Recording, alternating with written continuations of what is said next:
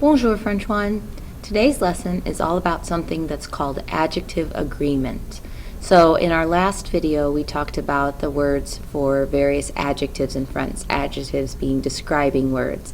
Things like big, nice, funny, red, anything that describes a person, place, thing, or idea. The thing that's different about French with their adjectives or describing words than it is in English is that in French, the describing words have to agree with whatever they are describing in gender and in number. So if you are describing a girl as being tall, the word tall will look different than if you are describing a boy who is tall. And we talked about this a little bit when you took both a masculine and a feminine version of each adjective in your notes. But then if you go beyond that, there's also a form if it's only one boy who is tall versus multiple boys who are tall. And there's an even fourth version of most adjectives if there are multiple girls who are tall. Now in English, we don't have this. If you're tall, whether it's a tall boy, a tall girl, tall boys, or tall girls. But in French, just like how there was multiple versions of the word the for masculine, feminine, and plural, there are multiple versions of every adjective, every word like tall and short and nice and funny, to go along with whether you're describing a boy who is tall or nice or funny, a girl who is tall or nice or funny, multiple girls, things like that. So what I've got for you here on part 2 are the rules on how to change an adjective. Now don't get me wrong, there's some irregularities. Just like always, we're going to break the rules sometimes. But this is the basic rule that will work for you for most of the time. Most of the time, in order to make an adjective or a describing word masculine, if you are describing one boy, the reason why there's a line here is you don't do anything to the adjective. The way that you originally wrote the adjective is its original masculine form. So if you're just describing one boy, you don't have to change it at all. Leave it in its original form. If, however, you're describing a girl who is tall or short or whatever it might be, the way you change that word for tall or short and make it feminine is you add the letter E to it. So you take something like grand, G-R-A-N-D, in its masculine form. Here, let me go ahead and add this in for you here. So something like the word tall in its original masculine form is grand. And then if you want to turn around and make that word feminine and talk about a girl who is tall, then you add an E to it. Now, the nice thing about the plural forms is that it actually makes sense. If you have more than one thing in English, you add an S to it. Same thing happens with describing words in French. So if you have a bunch of tall boys, let's say a basketball team, for example, you have to add an S to the word tall and make it grand. Again, you don't hear a difference, you just see it. And if you have to describe a bunch of tall girls, you have to take the word tall, you have to make it feminine by adding the E, just like we talked about earlier, and more than one by adding an S.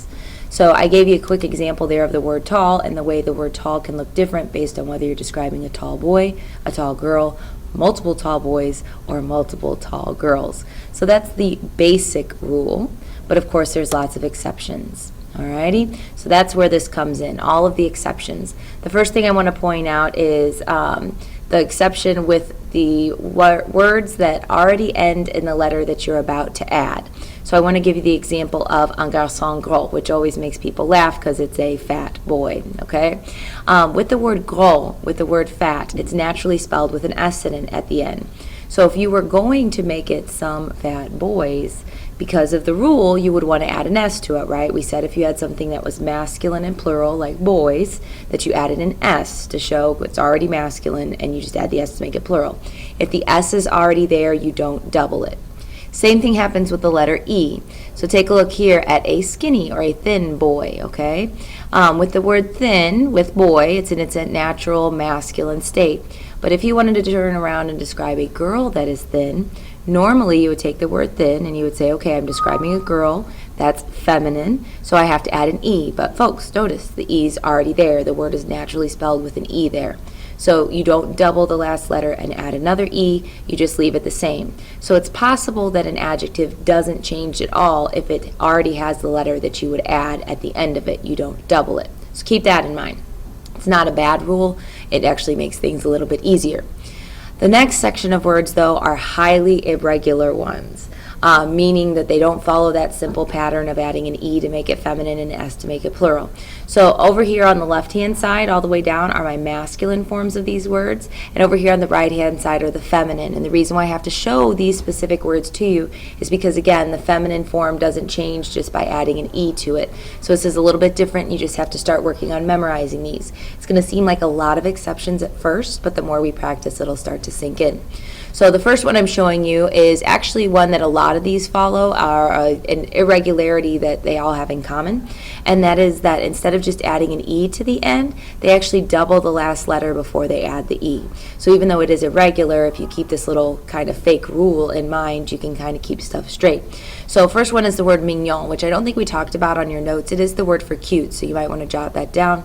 Mignon does not follow the tradition of just adding the E. You actually have to double the N before you add the E to get the feminine version of mignon.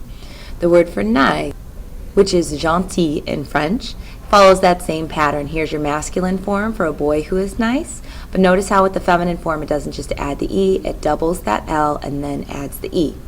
Same thing with our favorite word, fat. I know you just wrote it down the other day, but what you didn't realize is that it's actually slightly irregular in that the masculine form doesn't just change to the feminine by adding an E, they double the last letter, that S, before they add the E and make it grosse. And same with the word good, the word bon. If it's a good boy, then bon, here in its natural state. But when you go to describe a good girl, you can't just add an E to it, you have to add the extra N before the E for bonne. So those at least have something in common. These next few with irregular feminine forms are just kind of crazy. So for long, like as in long hair, you actually add a U before the E. For white, as in white hair, we described that, you add an H before the E. So you get long and longue and blanc and blanche.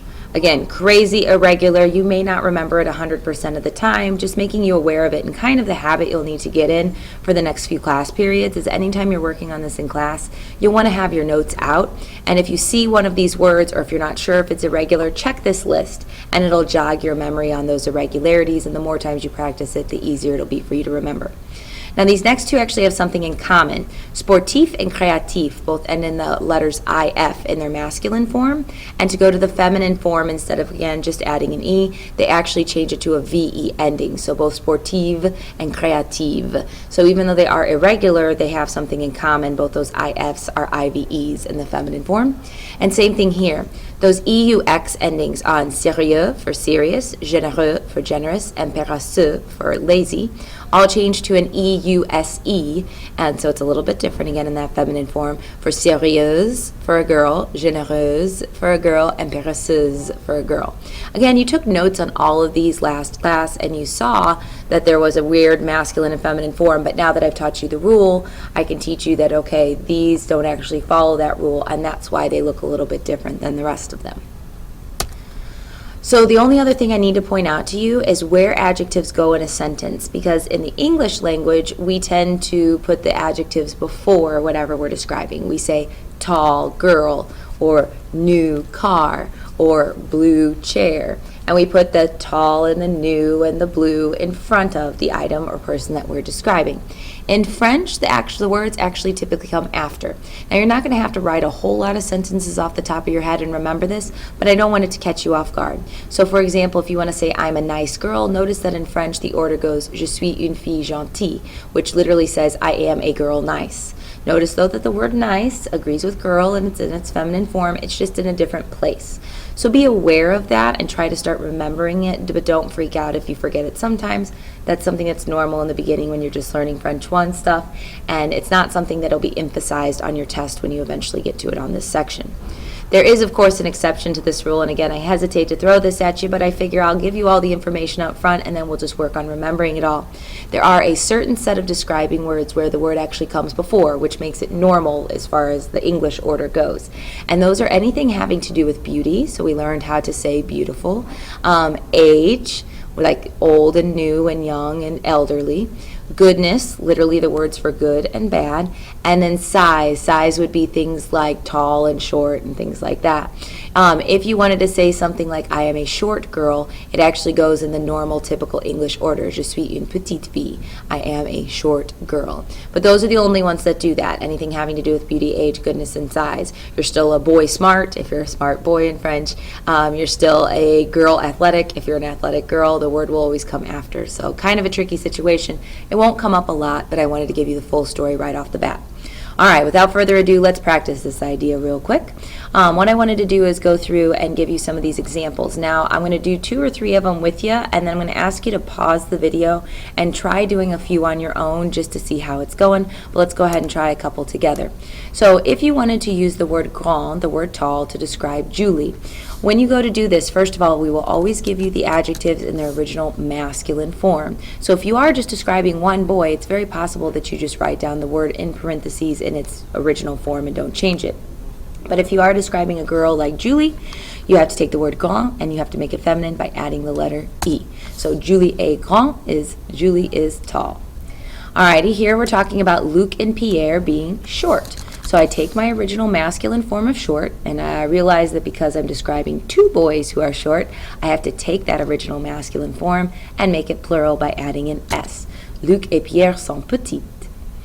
Alrighty, Sylvie and Sophie, they are both girls, so when I describe them as being intelligent, I have to take that word intelligent and I have to change it because right now it's in its original masculine form. If I'm describing 2 girls, such as Sylvie and Sophie, I have to make it feminine and I have to make it plural by adding an E and an S. Sylvie and Sophie sont intelligentes. For Mark is nice, kind, that word gentil. I take the word gentil and it's in its original masculine form and I think to myself, oh, I'm just describing Mark. That's one boy. And I leave it in its original masculine form, gentil. Now this first one, or this next one here, is the first tricky one that we've had so far. The word young, if we want to say that Yvette is young, Yvette is one girl, so I would naturally want to make this feminine by adding an E. But folks, remember, if the letter you're going to add is already there, you do not double the last letter. So whether it was a boy who is young, or in this case a girl who is young, the word young is actually spelled the same because the letter E will not be doubled at the end if it's already there. Alright, at this point in time, I'd ask you to pause the video and give the last 3 a try. Make sure you're checking those irregularities. Alright, hopefully you actually try these, and again, sorry for the longer video. If you want to do mince, the word thin or skinny, for 2 girls, such as Danielle and Amélie, normally that means adding an E to make it feminine and an S to make it plural, but remember, we have that exception that says the letter that you're going to add is already there. Don't double it, it just looks silly. Instead, we would take the E that's already there and count that as our E to make it feminine and add our S to make it plural to say that Danielle and Amélie are thin.